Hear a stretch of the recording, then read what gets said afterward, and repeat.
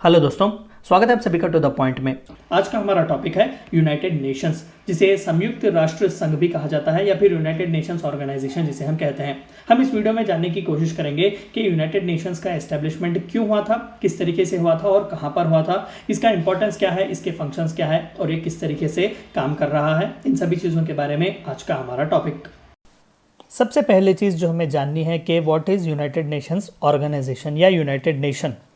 देखिए, it is an intergovernmental organisation. ये महज एक ऑर्गेनाइजेशन है, ये एक गवर्नमेंट नहीं है।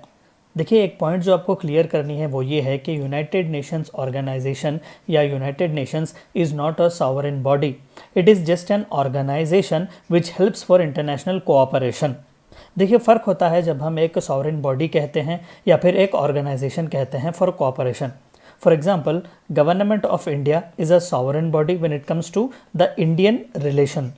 But Government of India cannot be claimed as a sovereign body over the world, क्योंकि इसका jurisdiction इंडिया के टेरिटोरियल लिमिट्स तक होता है। लेकिन यूनाइटेड नेशंस ऑर्गेनाइजेशन जो है वो एक गवर्नमेंट बॉडी नहीं, ये बस एक इंटरनेशनल ऑर्गेनाइजेशन है विच वर्क्स फॉर कोऑपरेशन, यानी कि गवर्नमेंटों की एक ऑर्गेनाइजेशन, एक ऐसा ऑर्गेनाइजेशन जहां से वर्ल्ड गवर्नमेंट्स के रिप्रेजेंटेटिव्स आते हैं, डेलीगेट्स आते हैं और बात करते हैं इंटरनेशनल पीस और कोऑपरेशन के लिए।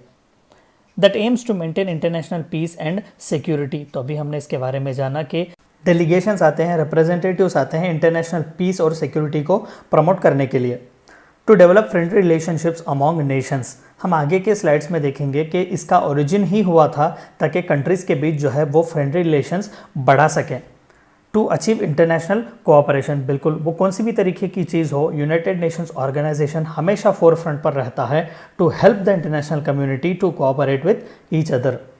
To be a centre for harmonising the actions of nations. कभी कभार आपने देखा होगा कि अगर कोई नेशन अग्रेसिव होता है तो यूनाइटेड नेशन एक लॉबिंग ग्रुप की तरह काम करता है। फॉर एग्जांपल, यूनाइटेड नेशन ने रशिया पर जो है वो बहुत ही कड़े सैंक्शंस लगाए हुए थे for its activities in Ukraine.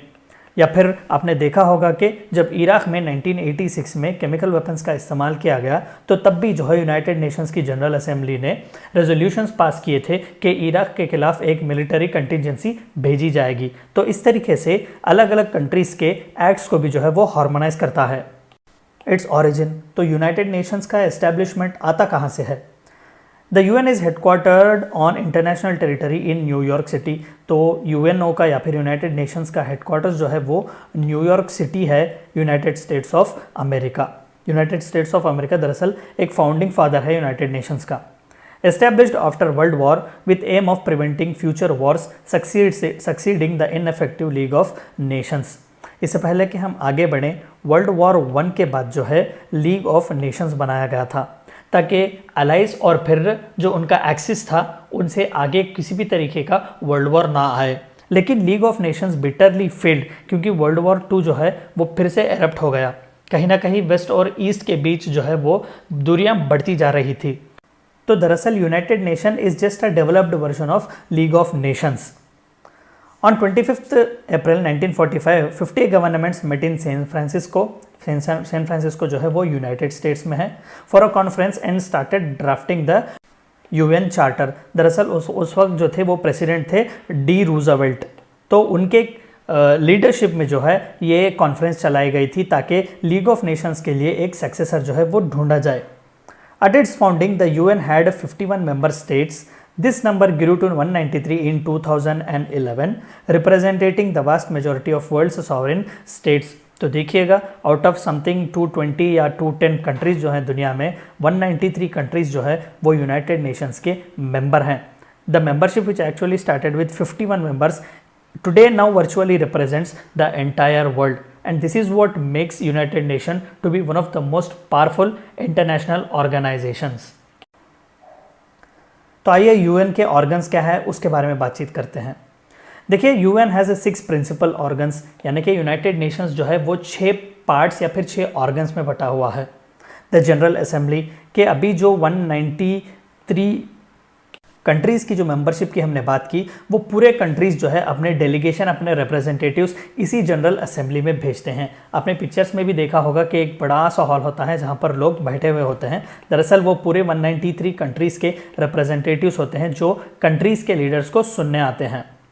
तो यहाँ से ही जो है वो वोट चलता है। Each country gets 1 vote to vote, यानी कि हर कंट्री को जो है वो एक वोट दिया जाता है वहाँ के मामलों पर वोट करने के लिए, डिसाइड करने के लिए। The security council, United Nations security council, दरअसल पूरे यूएन ऑर्गेनाइजेशन में सबसे पावरफुल विंग अगर कुछ है तो वो यूनाइटेड नेशंस सिक्योरिटी काउंसिल है, क्योंकि पूरे इंटरनेशनल पीस और सिक्योरिटी रिलेटेड मामले जो है वो यूएनएससी यानी कि United Nations security council deal करता है। The economic and social council, जो कि इकोनॉमिक और सोशल कॉन्सेप्ट से डील करता है। द ट्रस्टीशिप काउंसिल, ये दरअसल वर्ल्ड वॉर 2 के बाद जो कंट्रीज एक ट्रस्टीशिप की तरह थे, यानी कि कॉलोनीज जो उस वक्त थी ज़्यादातर, तो ये उन्हें ओवरटेक करता था या फिर उन्हें देखता था, कोऑर्डिनेट करता था, उन्हें मॉनिटर करता था। आजकल इसकी ज़्यादातर प्रोमिनेंस नहीं है, लेकिन आज भी ये एक ऑर्गन है।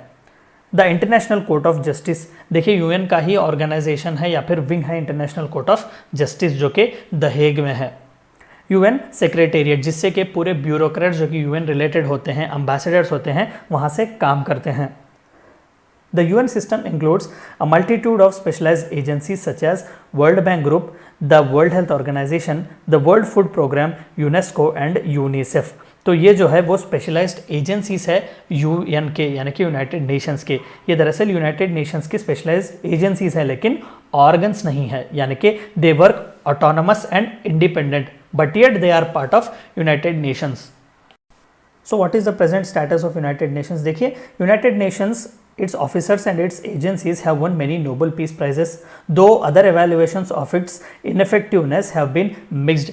कई लोग जो है वो यूनाइटेड नेशंस को प्रेज करते हैं for its success in maintaining peace and security, क्योंकि वर्ल्ड वॉर 2 के बाद हमें वर्ल्ड वॉर 3 देखने नहीं पड़ा। And many experts believe that it is because of United Nations. हमने जो पहले स्लाइड में देखा कि they help in harmonising the countries actions. लेकिन कई एक्सपर्ट्स का ये भी मानना है कि यूनाइटेड नेशन जो है वो महज वेस्ट का, यानी कि यूनाइटेड स्टेट्स ऑफ अमेरिका या यूके या फ्रांस जैसे पावरफुल कंट्रीज़ का बस एक लॉबी ग्रुप की तरह बच चुका है। उसके कई इनफेक्टिवनेस है या फिर कई बार ये इनफेक्टिव रहा। कई एग्जांपल्स जो देते हैं वो है पैलेस्टीन का मामला भी जो है वो रिजॉल्व नहीं हुआ, और भी जो है लेबनान क्राइसिस की बात हम करते हैं, ठीक है। तो ऐसे कई क्राइसिस आ चुके जहाँ पर लोगों को या फिर एक्सपर्ट्स को ये पता चला कि United Nations is supreme, but it is also not infallible.